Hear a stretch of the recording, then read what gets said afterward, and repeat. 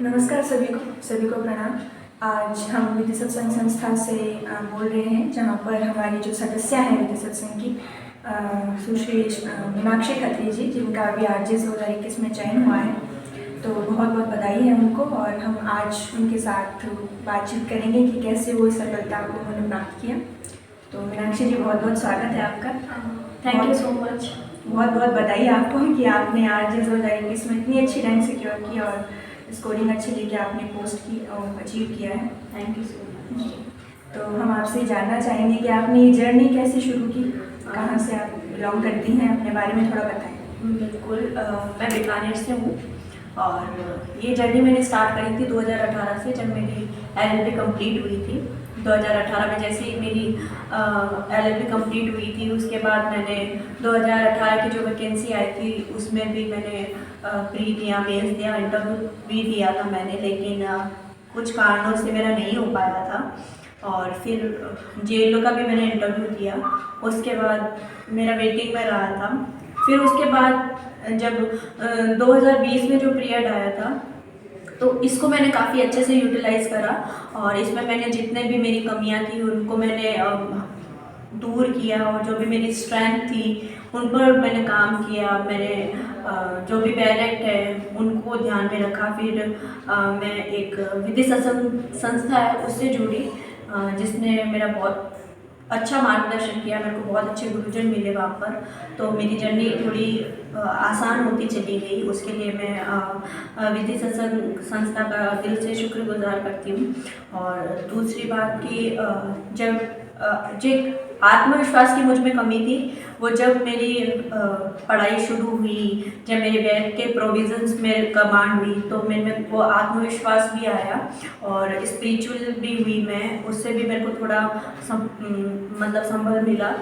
और 2021 में मेहनत करते करते, जैसे जैसे मेरे गुरुजन का आशीर्वाद, मेरे गुरुजन का सहयोग जैसे जैसे मुझे मिलता गया संस्था से, वैसे वैसे मैं आगे बैक टू बैक मतलब स्टेप फॉरवर्ड में चलती गई और आज मैंने ये मुकाम हासिल किया है। इसमें मेरे को काफ़ी चैलेंजेस भी मिले हैं, लेकिन चैलेंजेस को मैंने दरकिनार किया, क्योंकि अगर उन चैलेंजेस में मैं उलझी रहती तो भी मैं कुछ नहीं कर पाती।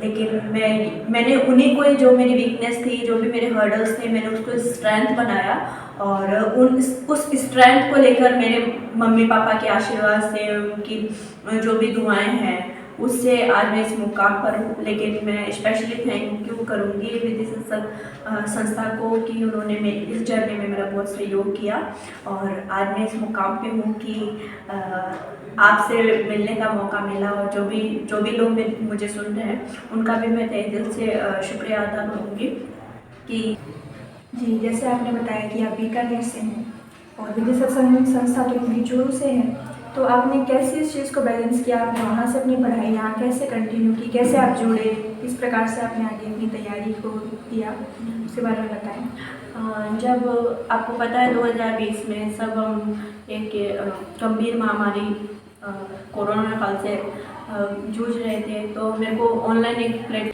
एक बहुत ही महत्वपूर्ण प्रश्न जो सभी जो एस्पिरेंट्स होते हैं उनके मन में होता है कि हम अपनी पढ़ाई कैसे शुरू करें, हम क्या पढ़ें, हम क्या छोड़ें, क्या हमें पढ़ना चाहिए। मतलब पढ़ना सभी चाहते हैं लेकिन कन्फ्यूजन में रहते हैं। तो आप उनके लिए क्या गाइडेंस देना चाहेंगी कि भाई उन्हें किस प्रकार से तैयारी करनी चाहिए, क्या वो पढ़ें, क्या वो छोड़ें, और एकदम मतलब कि सक्सेस उनको जल्दी मिले, वो उलझन आ रहे हैं, कन्फ्यूजन में आ रहे हैं। देखो, इसके लिए तो यही कि जो भी आपके टीचर आपको क्लास में करवा रहे हैं वो तो आप बिल्कुल प्रॉपर गाइडेंस में रहिए, और जो आपको संस्था में जो भी आपको करवाया गया है उसका जाके आप क्योंकि रिवीजन करें अच्छे से। पेरेंट पे प्रोविजन आप 1000 बार पूछिए।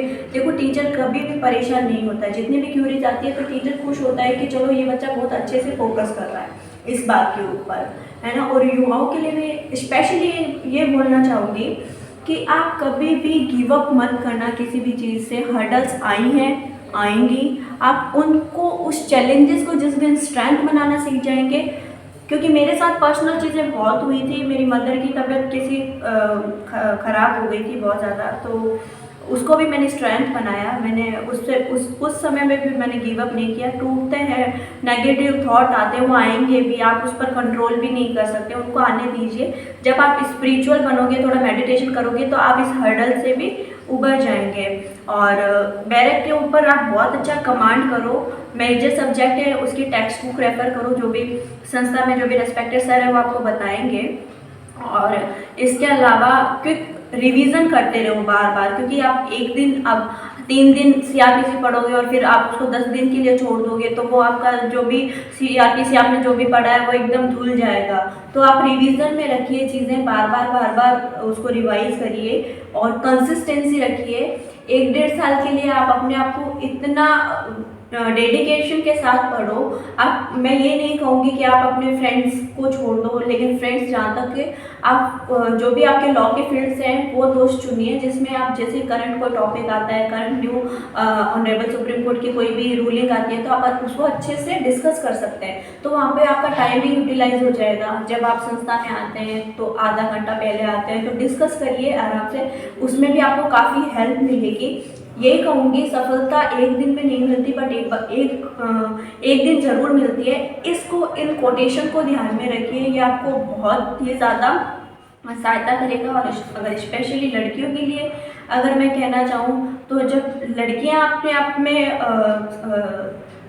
सेल्फ कॉन्फिडेंट रहेंगी और इंडिपेंडेंट हो जाएगी, तो चीज़ें बहुत स्मूथ हो जाएगी। तो वो परिवार को बहुत अच्छे से मैनेज भी कर सकती है, बहुत अच्छे से अपने परिवार को और अपनी जॉब को मैनेज कर सकती है। तो ये स्पेशली मैं लड़कियों के लिए कहना चाहूँगी। और जी, मेरा अंतिम सवाल है आपसे। मैं जानना चाहती हूँ कि आप सोसाइटी को क्या मैसेज देना चाहेंगी, जो भी आपने सक्सेस अचीव की है, सोसाइटी के लिए आपका क्या मैसेज है?